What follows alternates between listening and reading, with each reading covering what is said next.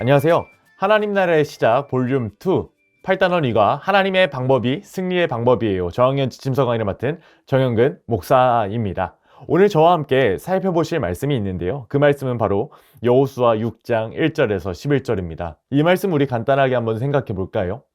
이제 요단강을 건너 가나안에 진입한 이스라엘 백성은 본격적으로 여호수아의 지도 아래에 가나안 족속과 전쟁을 펼치게 됩니다. 이스라엘 백성은 가나안 중부를 공략하여 여리고성과 아이성을 정복해야 했습니다. 이스라엘 백성이 가장 먼저 대적한 상대는 요단강에 근접한 여리고성이었습니다. 여리고성은요, 무너질 것 같지 않은 아주 강인한 요새였습니다.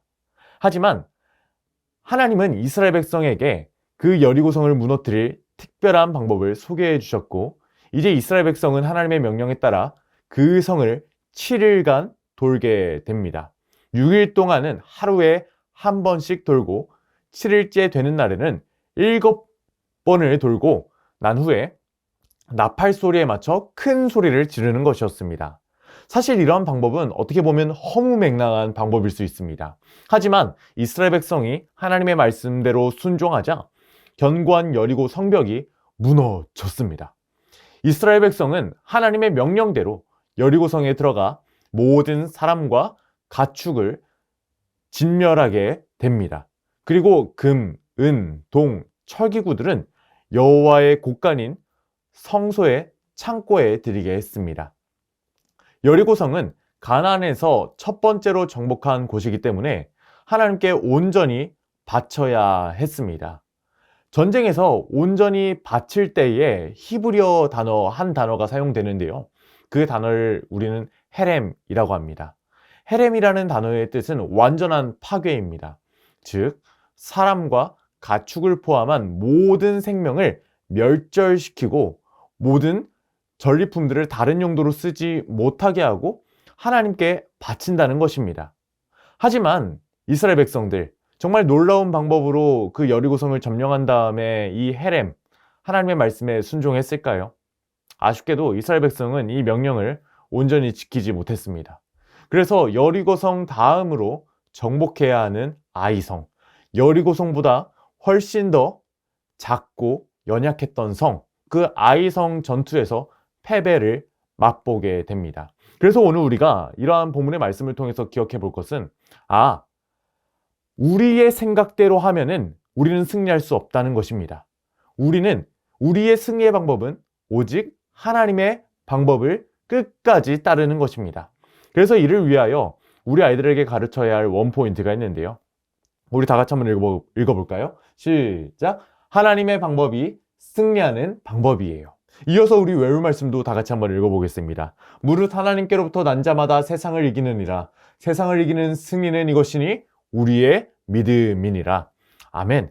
세상을 이기는 승리는 우리의 능력과 나의 생각과 나의 지혜가 아닙니다. 바로 믿음, 오늘 본문의 표현대로 하자면 하나님의 방법이라는 것입니다. 그래서 오늘 우리가 이를 위하여 우리 아이들에게 가르쳐야 할 3가지 학습 목표가 있는데요. 첫 번째, 우리 아이들이 여리고성을 이스라엘 백성들이 어떻게 점령할 수 있었는지, 정복할 수 있었는지 말할 수 있어야 합니다. 이스라엘 백성들이 특별한 무기가 있어서, 강인한 장수가 있어서 승리할 수 있었던 것 아닙니다. 하나님의 방법에 순종했기 때문입니다. 그래서 우리 감성적 학습 목표로 우리는 하나님의 방법을 의심하지 않고 믿을 수 있어야 합니다. 이것이 바로 믿음이겠죠. 하나님을 향한 의심을 가지면 안 된다는 것입니다. 하나님이 명령하시면, 하나님이 방법을 주시면 그 방법에 순종하는 것입니다. 그래서 행동적 학습 목표, 이제 우리 아이들이 하나님의 방법을 따르며 언제나 승리하는 삶을 살 수 있게끔 해야 할 줄로 믿습니다. 사실 우리가 세상을 살아가다 보면 우리 선생님들부터요, 이 부분에서는, 이 영역에서는 내 생각대로 해봐도 괜찮을 것 같아. 왜냐하면 내가 해봤고 내가 익숙해. 그런데 이러한 것은 하나님의 방법이 아니라는 겁니다.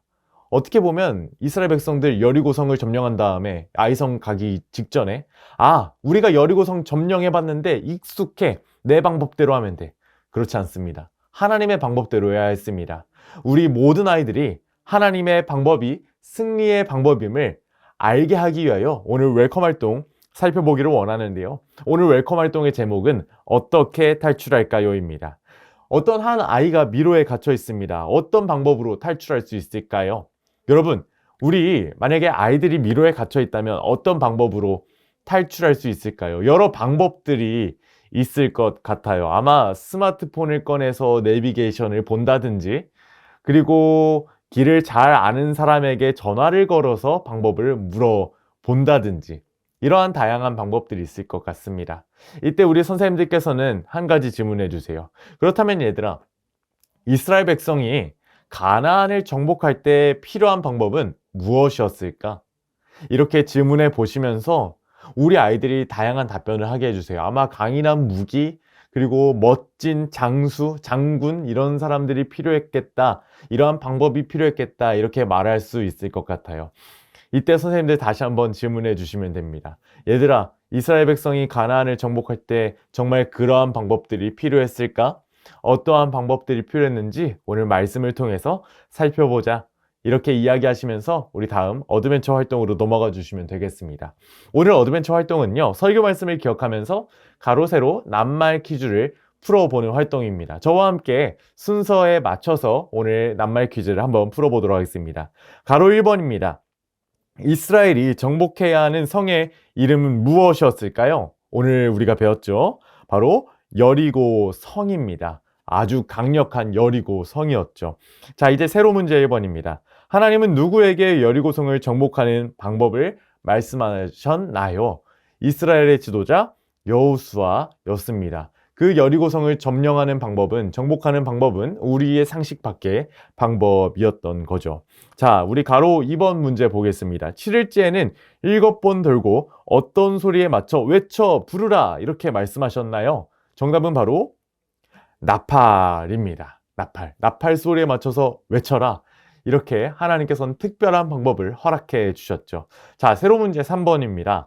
팔목에 끼는 장식품은 무엇인가요? 팔목에 끼는 장식품을 우리는 팔로 시작할 때 팔찌 이렇게 부르게 되죠. 이어서 새로운 문제 4번입니다. 이스라엘 백성은 6일 동안 여리고성을 하루에 몇 번 돌았나요? 숫자를 한글로 3절에 써 있는 대로 적어볼까요? 정답은 바로 한 번입니다. 자, 이어서 가로 문제에 7일째에는 이스라엘 백성이 여리고성을 몇 번 돌았나요? 7일째에는 몇 번 돌았을까요? 정답은 바로 7번입니다. 자, 이어서 6번 새로 문제를 한번 보실까요? 다른 사람과 앞으로 어떻게 할지 미리 정해놓는 것을 우리는 뭐라고 할까요? 딱 이것만 봐서는 헷갈릴 수도 있을 것 같아요. 정답은 바로 약속입니다.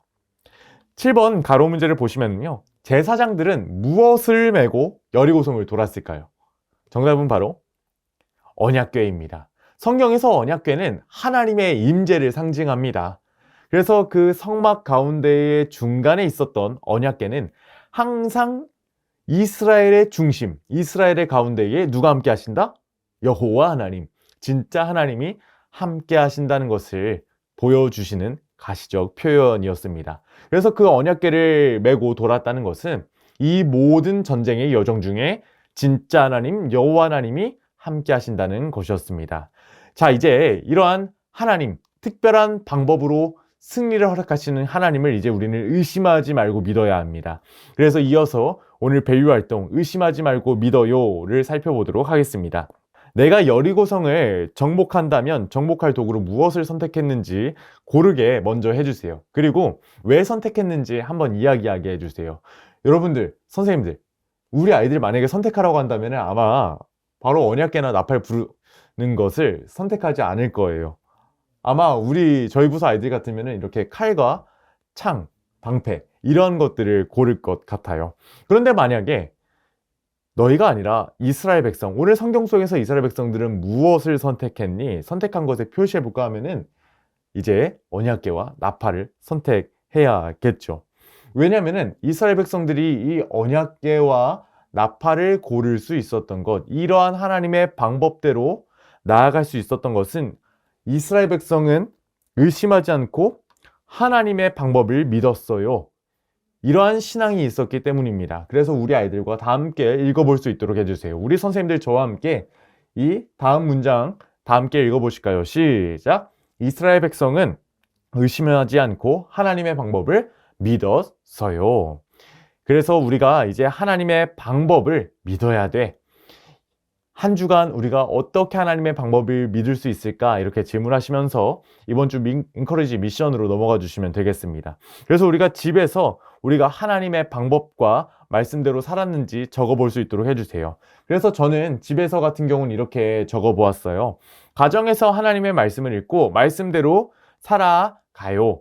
살아갔어요. 이렇게 한번 예시를 적어 보았고요. 또 학교에서는 하나님의 지혜를 구하고 공부를 열심히 해요. 요즘 우리 아이들 정말 선행학습 많이 하지 않습니까? 그래서 간혹 가다가 내가 똑똑해서 많이 하는구나 이렇게 생각할 수 있어요. 그러나 그게 아니라 하나님이 지혜 주셔서 우리가 공부도 잘할 수 있고 열심히 할 수 있었다. 그래서 우리가 하나님의 지혜를 의지하며 살아갈 수 있었다. 이러한 예시도 우리 아이들이 할 수 있게끔 멋진 예시들 많이 들어주시면 감사하겠습니다. 그래서 오늘 이 인커리지 미션을 통해서 우리가 가르쳐야 하는 것, 하나님의 자녀는 하나님의 방법을 따라 살아가야 한다는 것을 잘 가르쳐야 할 줄로 믿습니다.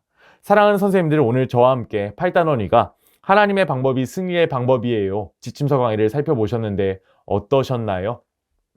우리도 오늘 이러한 성경 공부를 통해서 먼저 다짐해야 합니다. 아, 하나님의 방법이 승리의 방법이구나.